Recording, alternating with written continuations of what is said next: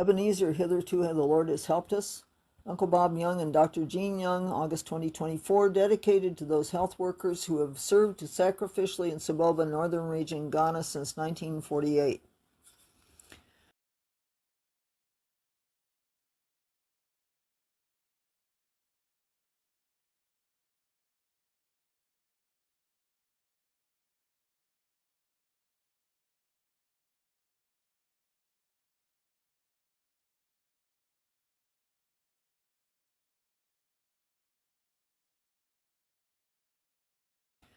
When Jean was 11, God called her to be a missionary.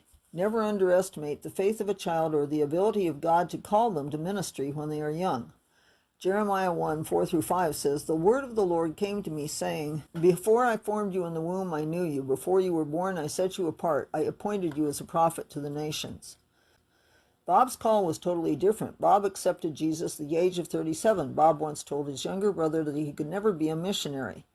Then Amos answered Amaziah, "I am no prophet nor a prophet's son, but I am a herdsman and a dresser of sycamore trees. And the Lord took me from following the flock, and the Lord said to me, Go prophesy to my people Israel." Amos 7:14-15.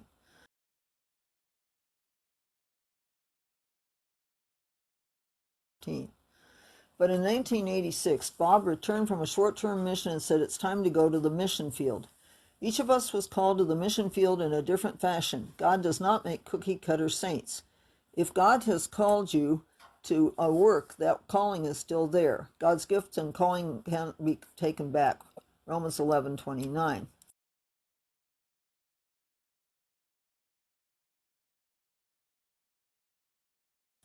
When we first heard about an opportunity in Ghana, we had to ask where Ghana was.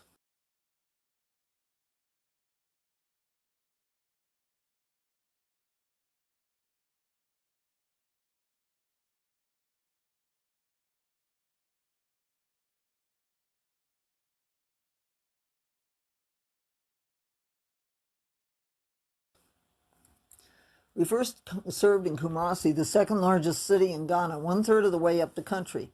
We learned some Twi, the most commonly spoken language in Ghana.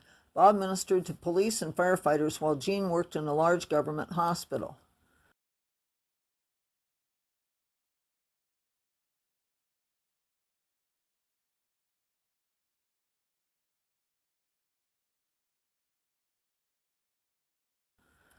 We spent 2 years in Kumasi and returned to the U.S., but God wanted us in Ghana. We returned to Ghana in February 1992 to look at the Assemblies of God clinic in Saboba, Northern Region.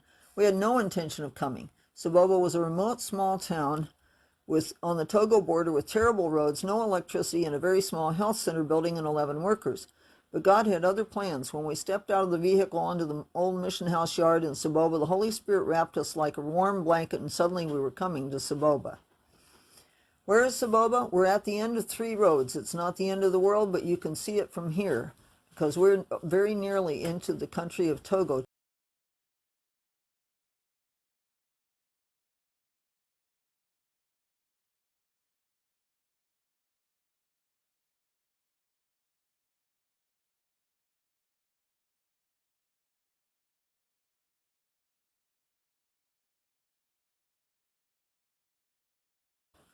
We moved into Saboba in January 1993 and lived in the old mission house. Mud brick, aluminum roof, no running water, no electricity apart from a small generator, lots of termites of all sizes.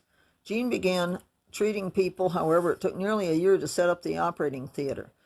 Ironically, the impetus for establishing the theater came when a small tribal war broke out, and Jean was suddenly the only doctor for more than 100,000 Kunkumba tribesmen who had nowhere else to go. 2 years before we came to Saboba, a gifted OR nurse, Charles Talon, had moved back to Saboba because he believed that God was going to send a surgeon there. Where did we get the equipment? How did we sterilize things without electricity? Much of our equipment came from our first mission project, equipment we had gotten from a MASH unit hospital after it had been donated to the Boy Scouts in Kewanee, Illinois. We sterilized things in a huge pressure cooker over a coal pot on the veranda with a theater worker fanning the coal pot. Our first operating table was a folding table from that MASH unit.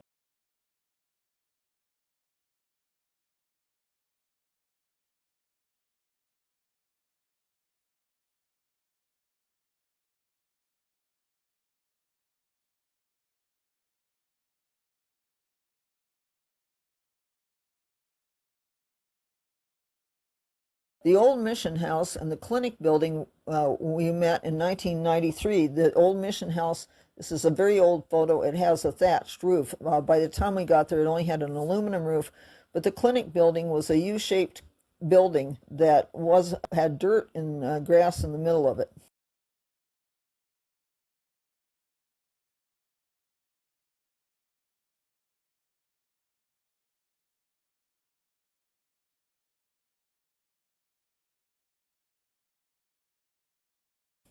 We spent 3.5 years in Soboba and then went out for Jean to do her master's in public health at Tulane.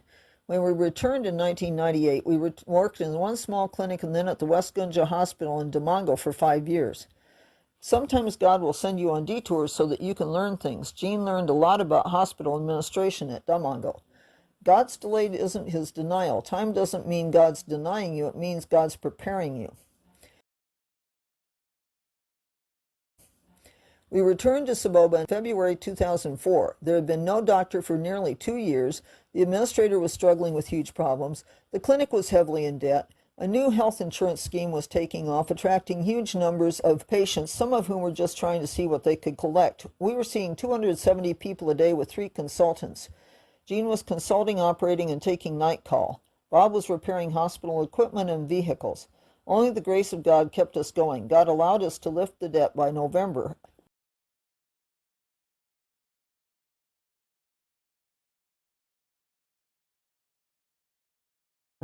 Bob found himself repairing things for the technical school as well as the hospital. Through the years, Bob has fixed BP cups, plumbing, oxygen concentrators, washing machines, electrical outlets, and a host of other devices. Bob's nickname is One Man 1000.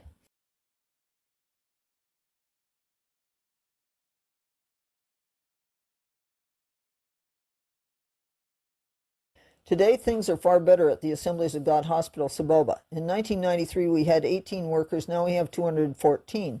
In 93, we had 37 beds, a small lab, a small OR, and 1 consulting room, plus a small public health unit. Now we have 134 beds with a children's ward, a female ward, a small maternity ward, a men's ward, a NICU, a separate operating theater, an eye clinic, a dental clinic, a public health unit, a pharmacy, and an expanded laboratory. Our lab does PCR testing for COVID as well as for TB and dengue. We run routine lab tests, and we have 2 biomedical scientists, 5 diploma lab technicians, and 2 certified lab assistants. In 1993, Jean consulted with 2 nurses. Today we have 3 doctors and 4 physician assistants with 3 more PAs completing training. We released 1 PA to head our sister clinic in Nakpanduri, 80 miles to the north of us. In 1993, we had 1 midwife who deserted during the northern ethnic conflict, leaving Jean and 1 nurse to do all the deliveries. Today we have 6 midwives with diploma-level training and 7 with BSc in midwifery. We also have specialty nurses, and 1 doctor is doing his housemanship.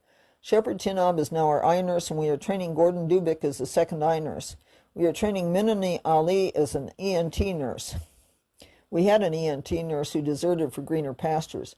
We are training David Yakpa and Ethel Wango as theater nurses. Idrisu Adam and Abu Kwabana are our dental nurses. Musa Binyam is our pediatric nurse, now heading our children's ward, while Sayadu Pintu, a second pediatric nurse, heads our NICU. John Udamar, Joseph Nanunja, and Dennis Mindo are our nurse anesthetists. In the beginning, we used injection ketamine or local anesthetic for all operations. We had no anesthetists. Dr. Benjamin Gido is doing housemanship and will join us in 2025. And also, Michael Jayun is training as an intensive care unit nurse.